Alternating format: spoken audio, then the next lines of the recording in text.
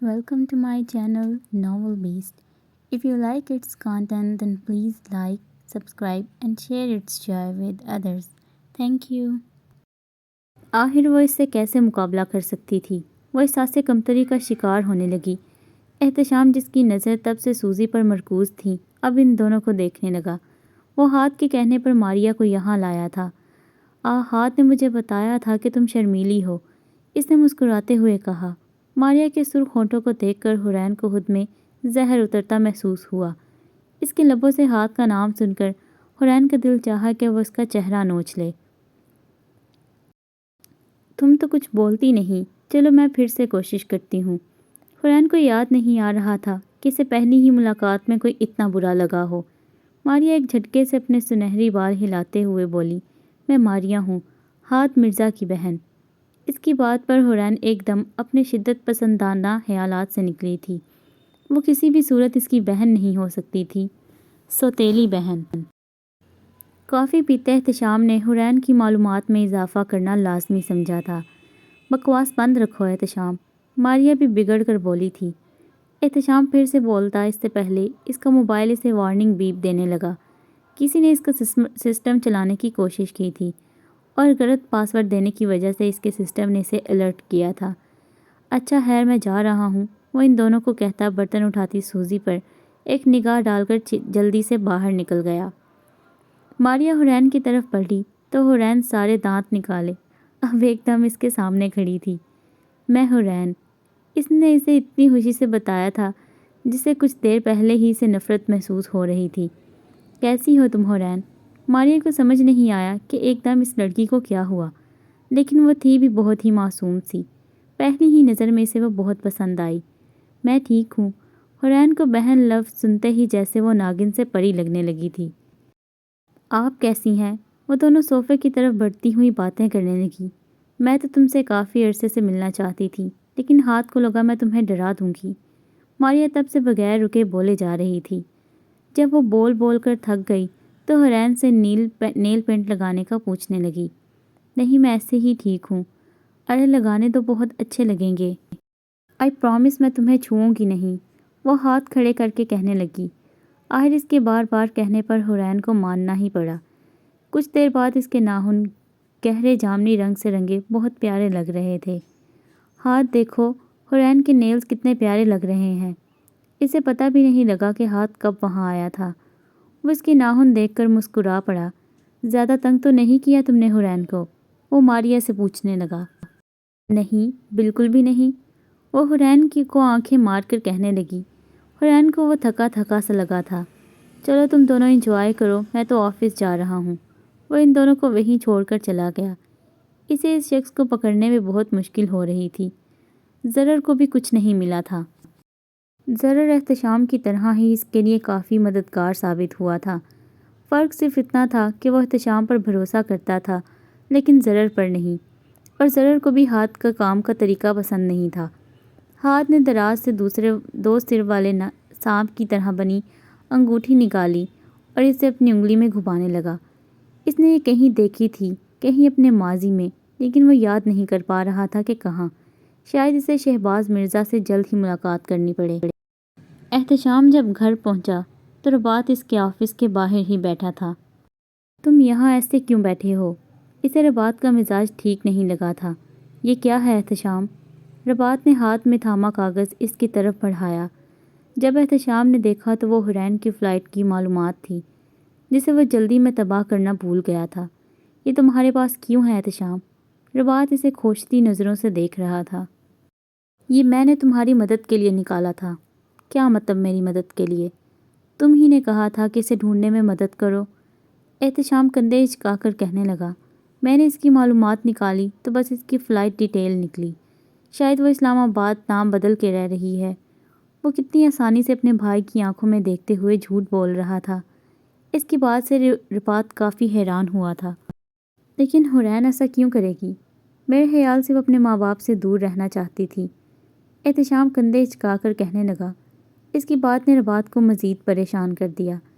न जाने इसे क्यों लगने लगा था कि इस मामले में कोई गड़बड़ है, क्योंकि हुरैन ने तो कभी अपनी पहचान बदलने की बात नहीं की। ہاتھ ناصر کے ذریعے ماریہ کو واپس بھیج چکا تھا۔ حورین پہلے ہی سے کافی خوش لگ رہی تھی۔ وہ دونوں صوفے پر بیٹھے حورین کی پسندیدہ فلم دیکھ رہے تھے۔ احتشام بتا رہا تھا تم شطرنج میں کافی اچھی ہو رہی ہو۔ تھکے ہونے کے باوجود بھی وہ حورین کے ساتھ وقت ضرور گزارتا تھا۔ میں ہمیشہ ہار جاتی ہوں۔ وہ اپنے ہاتھ دیکھتے ہوئے کہنے لگی، کوئی بات نہیں، میں بھی تمہاری مدد کروں گا یہ گیم سمجھنے میں۔ مجھے دو، ویسے کچھ خاص پسند نہیں، اس نے ناک سکیڑتے ہوئے کہا۔ ہاتھ نے اس کے پیچھے صوفے پر اپنا ہاتھ ٹکایا ہوا تھا۔ وہ ہمیشہ کی طرح اس کے کچھ بال ہاتھ میں تھامے تھے۔ اس نے انہیں ہلکا سا کھینچا جس سے اس کا سر پیچھے کو جھک گیا۔ میں نے تم سے پوچھا تو نہیں؟ حورین کے دل کی دھڑکن تیز ہونے لگی۔ وہ اسے اس حالت میں چھوڑ کر خود دوبارہ فلم دیکھنے لگا اور وہ اپنی سانسیں درست کرتی رہی۔ کافی دیر تک جب ہاتھ نے اسے مخاطب نہیں کیا تو وہ بالوں کی اوٹ سے اسے دیکھنے لگی۔ شاید وہ سو رہا تھا۔ حورین مزید اس کی طرف جھکتی اس بات کا یقین کرنے لگی۔ وہ واقعی سو رہا تھا۔ اسے ایسے صوفے پر سوتا دیکھ کر اس کی ہنسی نکلنے لگی۔ وہ پہلی بار اسے سوتے ہوئے دیکھ رہی تھی۔ وہ دبے پاؤں اٹھی، میز پر پڑے ریموٹ سے مووی بند کی اور اسی طرح دبے پاؤں چلتی اپنے کمرے میں آ گئی۔ وہاں سے اس نے کمبل اور اپنی اسکیچ بک اور اسٹیشنری اٹھائی جو کہ اس کے سامان میں تھی اور واپس لاؤنج میں آ گئی۔ باقی سامان ایک طرف رکھتے وہ آرام سے اس پر کمبل ڈالنے لگی۔ ہاتھ نے اپنی آنکھیں ایک دم کھولی تھیں لیکن وہ اپنے ہی کام میں مگن تھی تو اس نے دوبارہ سے آنکھیں بند کر لیں۔ حورین سامنے سنگل صوفے پر ٹانگیں سمیٹ کر بیٹھ گئی اور اسے سوتے ہوئے غور سے دیکھنے لگی۔ وہ اس طرح کتنا پرسکون اور کم خوفناک لگتا تھا۔ اپنی سوچیں اس نے ایک دم جھٹکی تھی اور پھر اس کا پہلے رف سا اسکیچ بنانے لگی۔ وہ بار بار اس کی طرف دیکھتی، اسے یہ اسکیچ اس کی طرح پرفیکٹ بنانا تھا۔ اگلے روز جب وہ جاگا تو وہیں صوفے پر الٹا سو رہا تھا۔ وہ پہلے اپنے آفس کے ساتھ بنی جم میں گیا اور روزانہ کی ایکسرسائز اور پریکٹس کے بعد جاگنگ کے لیے نکل گیا۔ واپس آ کر جب فریش ہو کر نکلا تو حورین بھی جاگ چکی تھی۔ وہ گازیبو میں اپنی اسکیچ بک تھامے اس کے اسکیچ کو فنیشنگ ٹچ دے رہی تھی۔ ہاتھ جا کر گازیبو کے دروازے میں کھڑا ہو گیا۔ کیا کر رہی ہو؟ اس کی بات پر وہ ایک دم چونکی اور جلدی سے بک بند کر کے سائڈ پر رکھ دی۔ میں کچھ بھی نہیں۔ ڈارلنگ، تم کبھی مجھ سے جھوٹ نہیں بول سکتی، ویسے تمہیں کوشش بھی نہیں کرنی چاہیے۔ ہاتھ جانتا تھا کہ وہ کیا ہے۔ اس نے آخر خود اس کے سامان کی تلاشی لی تھی۔ حورین کو سمجھ نہیں آیا کہ کیا کہے۔ شرم سے اس کا چہرہ سرخ ہو رہا تھا۔ گلاب ڈرا کر رہی ہوں۔ اس نے دوبارہ اپنی کوشش کی تھی لیکن ہاتھ کی نظریں دیکھ کر سر جھکا گئی۔ وہ پریشانی سے اپنے ناخن خود کو چبھانے لگی۔ حورین، جاؤ اور جا کر اپنے ناخن کاٹو۔ اس نے حورین کی اس حرکت کو بہت برداشت کر لیا تھا۔ وہ تو پہلے ہی فرار کا راستہ تلاش کر رہی تھی۔ سارا سامان اٹھا کر اس کے سامنے آ کھڑی ہوئی لیکن وہ بھی ہاتھ تھا پہلی ملاقات کی طرح تھوڑا سا کھسک گیا اور پہلے گہرا سانس لے کر اپنے ہونٹ تر کرنے لگی اور پھر گازیبو کے ساتھ چپک کر گزرنے لگی۔ ہاتھ اپنے آفس میں گیا اور اپنا کچھ کام کرنے لگا۔ تھوڑی دیر بعد امارا اس کے دروازے پر ناشتہ لیے ناک کر رہی تھی۔ وہ اپنا لیپ ٹاپ بند کرتا آفس سے نکل گیا۔ حورین جب تک اپنے کمرے میں نہ پہنچی اس کی دھڑکن ویسی ہی تیز رہی۔ اپنی سانسیں درست کرتے ہوئے وہ اپنے ناخن کاٹنے کے بارے میں مکمل طور پر بھول گئی تھی۔ ویسے بھی اسے اپنے لمبے ناخن پسند تھے اور انہیں ہتھوڑیوں میں چبھو کر وہ حالات سے ذہنی طور پر فرار حاصل کرتی تھی۔ جب وہ ناشتہ کرنے ڈائننگ روم میں آئی تو ہاتھ اپنے لیے گلاس میں جوس ڈال رہا تھا۔ اس نے نظر حورین کے سراپے پر ڈالی لیکن اس کی نظریں اسی پر ٹھہر گئیں۔ وہ ہمیشہ گہرے رنگ پہنتی تھی، گرے، ڈارک پرپل، جو کہ ہاتھ کو ہمیشہ کالے ہی لگتے تھے، لیکن آج وہ شاکنگ پنک کلر کے فراک میں ملبوس تھی۔ اس پر وہ رنگ کافی بھا رہا تھا۔ ہاتھ کی نظریں خود پہ دیکھ کر وہ کنفیوز ہوتی اپنی جگہ پر آ بیٹھی۔ جب اس نے اپنی نگاہیں تب بھی نہ ہٹائیں تو وہ ناخن ہتھیلیوں میں مارنے لگی۔ حورین! ہاتھ نے اس کا نام ایک سرگوشی میں ادا کیا۔ حورین کو لگا جیسے اس کا دل باہر آ جائے گا۔ سانسیں تیز ہونے لگیں۔ حورین! اس کے دوبارہ نام ادا کرنے پر حورین نے بہت مشکل سے نگاہیں اٹھا کر اسے دیکھا۔ نیل کٹر لے کر آؤ۔ کیا؟ حورین کو یقین نہیں آ رہا تھا کہ اس نے صحیح سنا ہے۔ کہ ایسے وقت میں تعریف نہیں کی جاتی؟ نیل کٹر لے کر آؤ، اب کہ اس نے قہر آلود آواز میں کہا، اور وہ کرسی سے اٹھتی باہر بھاگ گئی۔ وہ اپنے کمرے تک عجیب آوازیں آتی کرتی آئی تھی اور پھر نیل کٹر لے کر واپس آ گئی۔ ہاتھ نے اسے اپنے ساتھ بٹھایا اور ناخن تراشنے کو کہا۔ وہ اسے دیکھ کر اپنے ناخن تکنے لگی، لیکن ہاتھ کو کیا کہتی؟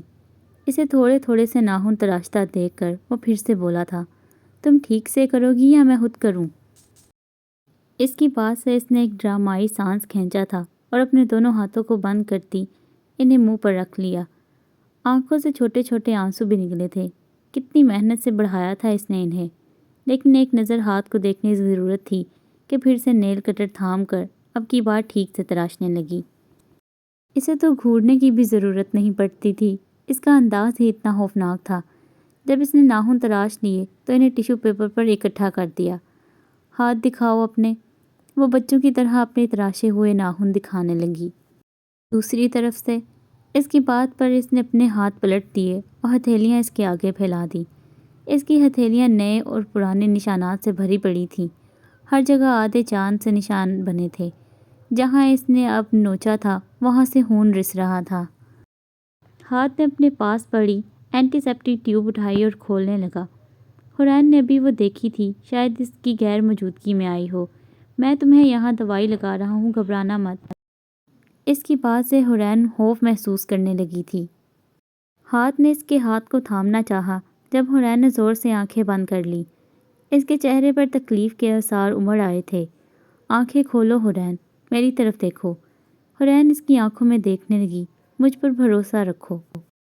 ہاتھ نے دھیرے سے اپنے ہاتھ اس کے ہاتھ کے نیچے رکھ دیا۔ حورین نے ایک دم سانس کھینچا تھا، اسے لگا ابھی اس کا ہاتھ جلنے لگے گا۔ حورین کے ہاتھ کی پشت ہاتھ کے ہاتھ کی ہتھیلی چھو رہی تھی۔ وہ دوسرے ہاتھ سے اسے دوائی لگانے لگا۔ اس دوائی کی جلن کے علاوہ اس نے کوئی جلن محسوس نہیں کی۔ اس نے بے یقینی سے ہاتھ کو دیکھا۔ وہ کیا کرتا جا رہا تھا اس کے ساتھ؟ اس کی پکڑ میں اتنی نرمی تھی جیسے وہ اس کا مضبوط ہاتھ نہیں بلکہ نرم روئی ہو۔ جیسے ہی اس نے دوائی لگا دی، ہاتھ نے اپنے دونوں ہاتھ فوراً حورین سے دور کیے تھے اور پھر اس کا ہاتھ دوسرا ہاتھ تھام لیا۔ اسی نرمی اور تیزی سے اس نے وہاں بھی دوائی لگائی اور اپنے ہاتھ پیچھے کر لیے۔ حورین آنکھوں میں نمی لیے اسے دیکھ رہی تھی۔ اسے تو یاد بھی نہیں تھا کسی کا لمس اتنا ایسا محسوس ہوتا ہے۔ کیا وہ ٹھیک ہو رہی تھی؟ اس کے سامنے بیٹھا شخص جس نے اسے پہلے قید کیا اور اب ہر چیز سے آزاد کر رہا تھا، وہ کیسا جادوگر تھا جس کے سحر میں اسے ہی طاقت ملی تھی؟ وہ واقعی کوئی درندہ تھا یا مسیحا؟ اس نے اپنے آنسو بہت مشکل سے روکے تھے۔ اب تم آئندہ ایسے خود کو تکلیف نہیں دے پاؤ گی، ہاتھ نے اس کے کٹے ہوئے ناخن دیکھ کر سکون سے کہا، اور وہ مزید سر جھکا گئی۔ تھوڑی ہی دیر میں ماریا پھر سے حاضر تھی۔ ہاتھ نے حورین کو ہوش دیکھ کر اسے دوبارہ آنے کا کہا تھا۔ وہ کسی طوفان کی طرح تھی جو ہر طرف تباہی مچا دیتی تھی، اسی لیے ابھی تک اس نے ماریا کو حورین سے دور رکھا تھا۔ وہ انہیں چھوڑ کر خود اپنے باپ شہباز مرزا سے ملنے چلا گیا، جو کہ کبھی کراچی کا بے تاج بادشاہ مانا جاتا تھا۔ آج اس کی ساری طاقت ہاتھ نے ختم کر دی تھی۔ اتنے پیارے نیلز تھے تمہارے، سارے کٹوا دیے ظالم نے، ماریا نے افسوس سے کہا۔ وہ دونوں اس کے کمرے میں بیٹھی تھیں۔ بہت کم لوگ ہی جانتے تھے کہ ماریا کا کوئی وجود بھی ہے۔ ہاتھ نے اسے ہمیشہ سب سے دور رکھا تھا۔ نتیجتاً وہ کالج نہیں جا پائی، اس کی کوئی دوست نہیں تھی۔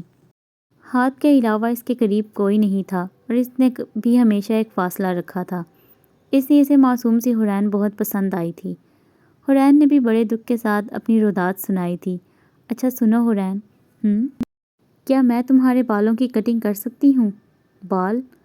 بھائی ناخن اور بہن بال کے پیچھے۔ حورین نے ایک دم اپنے لمبے بالوں کو دونوں ہاتھوں میں سمیٹا تھا۔ نہیں، ارے پلیز نا، بس تھوڑی سی شیپ دوں گی، بہت اچھے لگیں گے۔ حورین نے سر ہلا ہلا کر اسے انکار کیا، پر وہ بھی اپنے بھائی کی بہن تھی۔ حورین کو قابو کر کے چھوڑا۔ اس کے بال کافی گھنے اور لمبے تھے، اس لیے ماریا نے لیئر کٹنگ شروع کر دی۔ نتیجہ کافی اچھا نکلا تھا۔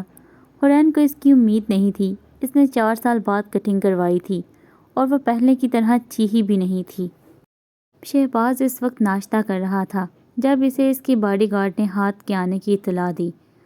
آخری بار جب وہ اپنے بیٹے سے ملا تھا تب وہ ناظر شاہ کو اس کے ناک کے نیچے سے لے گیا تھا۔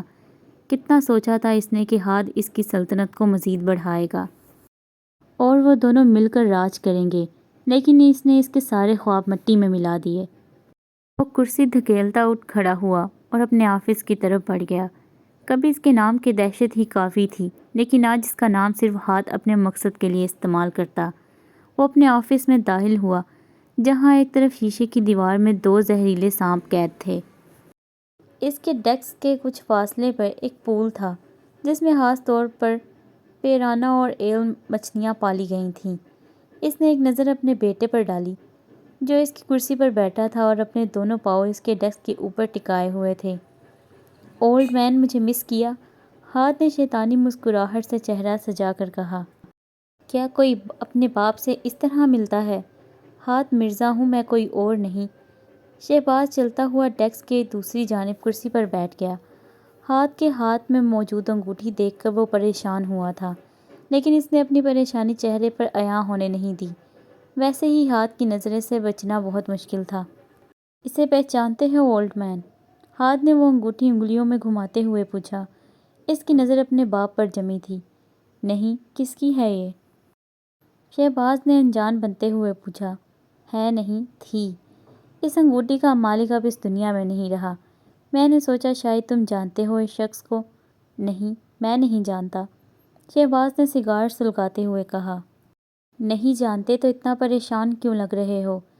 شہباز مرزا نے اپنی گہری نظریں ہاتھ مرزا کی آنکھوں سے ملاتے ہوئے کہا۔ میں نہیں جانتا یہ کس کی ہے۔ تم کہتے ہو تو یقین کر لیتا ہوں۔ ہاتھ کو اس کے کسی بھی لفظ پر یقین نہیں تھا۔ وہ وہاں سے اٹھتا اس پول نما ایکویریم کے پاس جا کھڑا ہوا۔ ان مچھلیوں نے کب سے انسانی خون نہیں چکھا، شاید ان کو بھی ان کی پسندیدہ خوراک دینے کا وقت آ گیا ہے۔ وہ دبے لفظوں میں اسے دھمکی دیتا وہاں سے چلا گیا۔ ایک بات کا تو یقین اسے ہو گیا تھا کہ اس کا باپ اس شخص سے واقف تھا، اور شاید وہ بھی۔